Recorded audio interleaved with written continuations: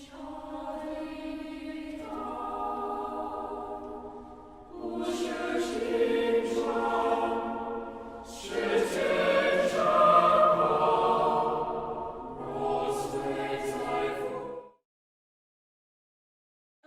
let's get back to anthropology. To our anthropology series. Start off, what is anthropology for you? Like, for me, anthropology is fieldwork, and that's what attracted me in anthropology. It's just the idea that you would go in the field and you would observe and participate and not just read about it.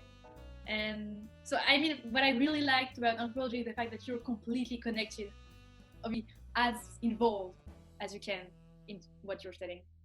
I think you did your undergrad in France, right? You studied European affairs? No, so I actually did an undergrad in, well, I would say humanities. The French system is really weird, but I would say humanities with a focus on ancient languages, on classics. And then I did a 2-year master's degree in France too, in European affairs. And then what led you to study anthropology in Cambridge? So actually I was really interested in, so when I was doing my bachelor in France studying humanities, I studied in history the national identities in Europe in the 19th century, and I was really interested in how people create a national identity, and so the whole creation, imagination of national identities. So I started to be really interested in European identity, and how we are, the EU to some extent, and sometimes also national leaders, are insisting on some common points of reference in European culture. And again, what is European culture? That they would create, how they create us European, Why I just realized that literally, 5 papers out of 10 that I would read would always be like anthropology. So after a while, I was just like, okay, maybe I just need to study anthropology. But after the whole year of MPhil in anthropology, reflecting on the experience, what's your biggest lesson takeaway from this MPhil? There's no neutrality. I knew that before, but I think that I feel like I didn't realize the extent of it, which is that you can never be a neutral observant. Whatever you're perceiving is always impacted, and it's always framed by your personal history, the way you're perceived by the people you're observing, and blah, blah, blah, blah, blah. And so, yeah, I think that my biggest takeaway is that we just completely need to let down the whole concept of neutrality.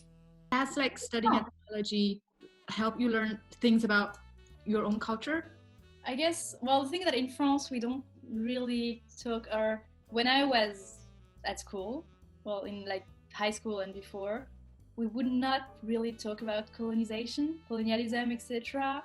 I mean, we would there would be maybe 1-2 pages in our textbooks. Really? About it, and maybe 2 lines about how bad it was. I think it has changed since.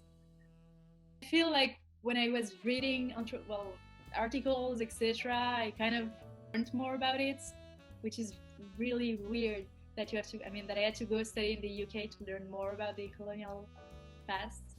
And again, I don't really know if all French people would agree with me. Maybe some students had a completely different experience than I did but I feel like this is something that, not that I discovered, but that I deepened.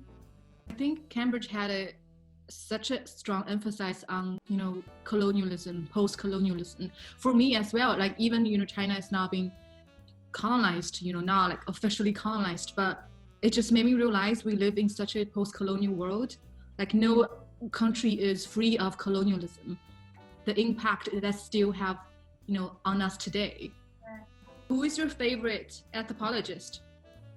Actually, my favorite anthropologist is not an anthropologist at all. Oh.